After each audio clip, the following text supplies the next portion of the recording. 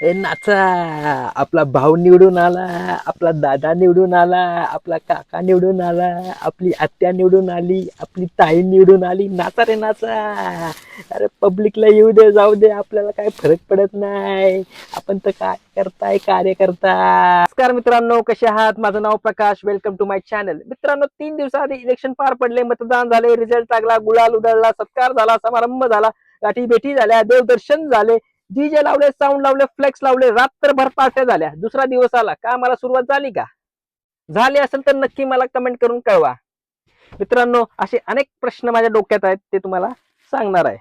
मित्रांनो, खरा कार्यकर्ता कोण असतो? तर कार्यकर्त्यामध्ये 3 प्रकार असतात.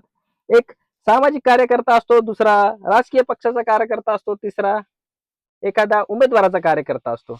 आता तुमच्या घरी इलेक्शनच्या आधी जे कार्यकर्ते आले होते, प्रश्न घेऊन आले, सोल्युशन घेऊन आले, हेच कार्यकर्ते पुढील 5 वर्षामध्ये एकदा तरी तुमच्या घरी येणार का? असा प्रश्न माझ्या डोक्यात हमेशा पडत असतो.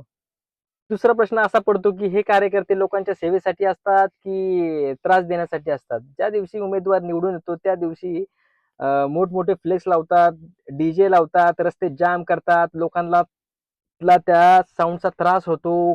ट्रॅफिकमध्ये ते अडकलेले असतात. कुठे इमर्जन्सीमध्ये जायचं असतं तरी पण त्यांना टायमात जाता येत नाही. गुलालाच्या पोत्याच्या पोत्या इकडे तिकडे फेकतात. सामान्य नागरिकांच्या अंगावर पडतात. त्यांचे कपडे खराब होतात. याचा विचार कधी करतात का?